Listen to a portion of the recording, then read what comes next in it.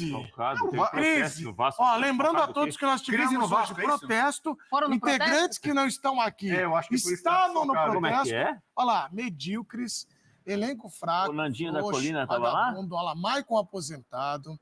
E aí muitas críticas, os carros passam, Zé, e todo mundo vai lá, se aproxima para deixar algum recado. Por exemplo, ó, Fora Lúcio, que é um dos diretores, o Zé, uma das coisas que eu vi... Ele ameaça de morte ali, né? Isso é polícia mesmo. E os vídeos que estão circulando, os torcedores abordam, por exemplo, o Pumita. Pô, Pumita, o Pedro fez um gol de peito ali, você não fez nada, 6 na área. Pedrinho, tem que fazer alguma coisa, está 6 meses aí, nem a luz da arquibancada trocou. Olha lá, críticas ao elenco.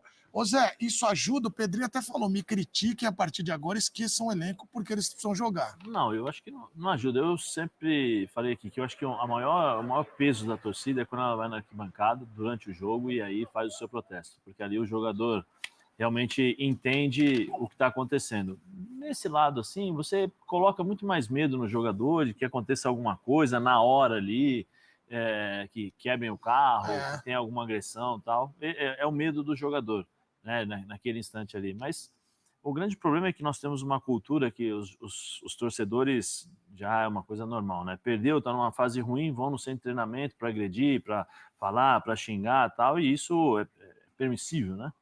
Isso já faz um tempo, é cultural. Então, os presidentes, eles abrem, não, deixa ali e tal, põe os seguranças, vamos proteger os jogadores. Mas do lado emocional, como eu falei, é no momento, é momentâneo ali. Porque os caras têm medo de que aconteça alguma coisa, que abrem um vidro, que agridam, né? Que depois passa e entra no jogo. Se você sente a torcida do seu lado, você joga tranquilamente. Agora, se você escuta um protesto, e aí vai muito de jogador. Tem jogador que usa o protesto para provar para a torcida que eles estão errados, e tem jogador que escuta uma vaia ou apenas um xingamentozinho, já sente, já pede para sair, ou senão nem joga, ou senão durante 90 minutos ele se esconde. Existem vários tipos de jogadores e várias reações. Mas esse protesto, assim, é mais na hora ali, Edu. É mais na hora, o jogador fica mais assustado. Porque é ali. uma situação, até, eu estava vendo no vídeo, quando baixa, tá, o cara tá aqui, né? Tá na sua janela. Muitos nem tem o que trocar de ideia com ele. Você vai falar o quê? Qualquer coisa pode ser mal interpretada, tem 25 no torno do seu carro. Celular ligado para filmar, que também você não pode falar na rede coisa. social, Claro. assim também. Infelizmente é cultural isso, né? Eu vou, entre aspas, ainda bem que não tem violência, porque antigamente os protestos eram mais violentos, os jogadores eram agredidos realmente. Agora tem as redes sociais, né? Que quem sofre mais com isso aí são os familiares. Mas é uma intimidação, né, Zé? Não deixa de ser uma intimidação. Não tem uma agressão física. Sim, não deixa de ter uma intimidação. Mas está intimidando ali. Mas assim, né, Prates? Ali, você passou, você fala que, os caras estão aí, que saco. É que ninguém gosta. Tal, sabe? Tem esses comentários, mas você entrou no clube, você começa a treinar, você esquece. Você esquece. Agora, durante 90 minutos, você ser vaiado, você ser xingado, é uma outra coisa. Você tem o sentimento na hora, e aí varia de cada um. Mas ali é mais o medo de ter alguma... quebrar o vidro e tal. Depois passa, até porque amanhã não vai ter mais ninguém. Acabou o treino ali, não tem ninguém. Vai depender muito do resultado. Se tiver um resultado, aí tudo bem. Aí o problema maior hoje, que eu acho, é que é o seguinte, hoje é quarta-feira. De quarta até o próximo jogo são as redes sociais. Sim. Né? Porque o jogador de futebol hoje gosta muito de rede social, né? Então, assim, aqui, os caras são vaiados, os caras são xingados, são ameaçados, né? Isso que é o que pode influenciar mais.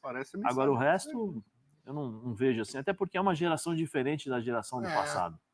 A geração do passado realmente sentia menos isso daí, queria ir mais para o confronto, né? Tinha mais esse tipo de situação e no campo não se escondia, não. Queria mandar todo mundo. Você lembra quantas vezes o Romário fez assim, o Edmundo fez assim, Viola, tal. Era uma geração que tinha uma personalidade mais forte, diferente, mais forte. E aqui nós estamos falando da geração, qual é a geração melhor, lidar com essa situação. São características diferentes. No passado você tinha um jornal e, como eu falei, era diretamente, não tinha outra via de comunicação. Né? E, bom, isso aí não dá para se falar uma vírgula em relação ao comportamento da torcida do Vasco, 0.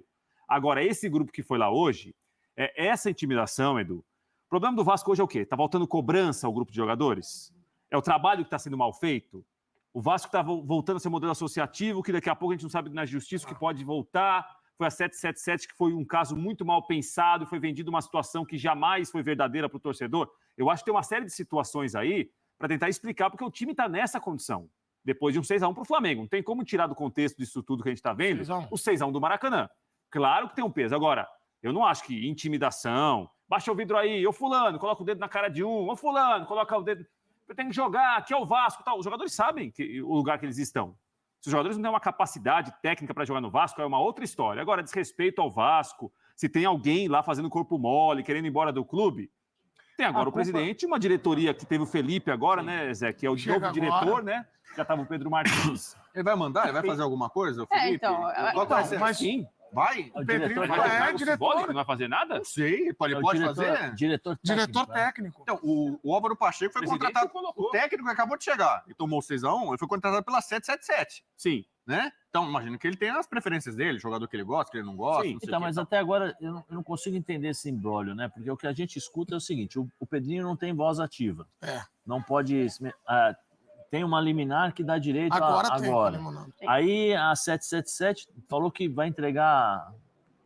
Entrou com uma liminar também, as questões de. Fechou a torneirinha do judiciais, dinheiro. Estão fechando Que lá dinheiro, porque Guilherme? não tem.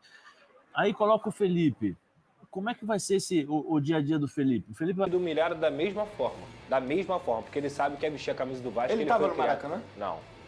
Mas ontem, por Ele tá exemplo... no Brasil, né? Tá no Brasil, Ainda, né? tá na Barra. Ontem ele até esteve um encontro com o Souza e o Alex Teixeira. Enfim, sobre a reunião, eu nem sei se o Coutinho vai estar presente, mas eu sei que tem uma reunião do Pedrinho com os irmãos dele, com os representantes dele, para poder conseguir aí contornar os últimos detalhes para a chegada do Felipe Coutinho. O Aston Villa, inclusive, já está ciente dessa reunião, inclusive o próprio irmão do Felipe Coutinho fez um comunicado, né, de que ele queria vir, corroborou com tudo aquilo que o Felipe Coutinho fez. Eles não podem falar oficialmente, porque o Coutinho ainda tem contrato com o Aston Villa e tem que rescindir esse contrato. Mas hoje é só para aparar algumas arestas. O Coutinho, inclusive, deve pedir alguns reforços. Entre esses reforços, até a volta do Souza, que é outro jogador, o volante, que foi nascido no Vasco, teve até uma possível volta no final do ano passado, mas trocou diretoria, isso também vai ser conversado, e o Pedrinho também vai ter que prometer para o Felipe Coutinho que reforços vão acontecer, Claro. porque não adianta o Felipe Coutinho, ele pode ser o gênio que ele for, que ele não vai conseguir resolver a vida do Vasco sozinho. Ele tem que trazer mais 4, 5 jogadores, como eu falei aqui ontem. Então eu acho que hoje é muito mais para ter esse encontro formal e finalizar a situação. Mas, repito novamente, o Coutinho quer jogar no Vasco, até a galera do Mídia Vascaína trouxe essa informação. A vontade não mudou em relação à goleada, muito pelo contrário.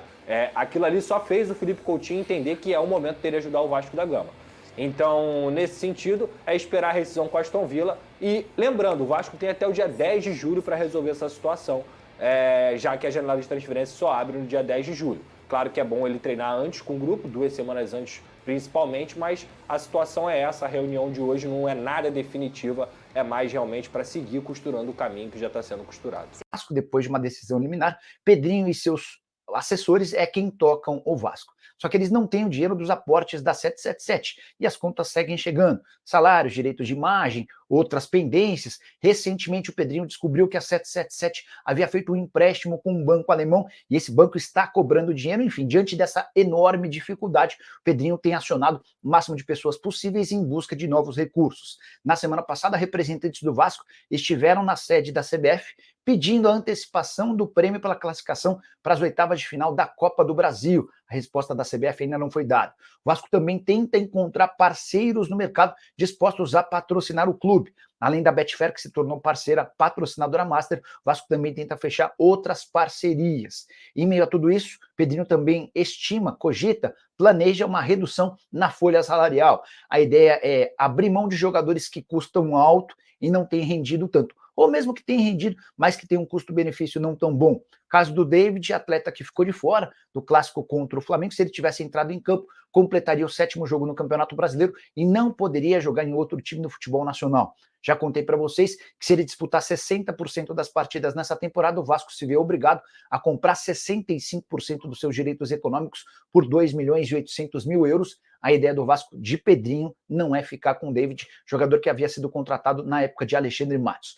Então, portanto, galera, esse foi o nosso vídeo sobre o noticiário do Vasco da Gama, buscando parceiros para conseguir viabilizar novos reforços, buscando também enxugar a folha salarial com jogadores que não têm sido utilizados pelo técnico Álvaro Pacheco e que também não vinham sendo utilizados pelo Rafael Paiva, técnico que era interino do Vasco da Gama. Quero que vocês coloquem nos comentários qual é a lista da barca que você gostaria de ver na equipe do Vasco. Quem você gostaria que saísse do Vasco da Gama?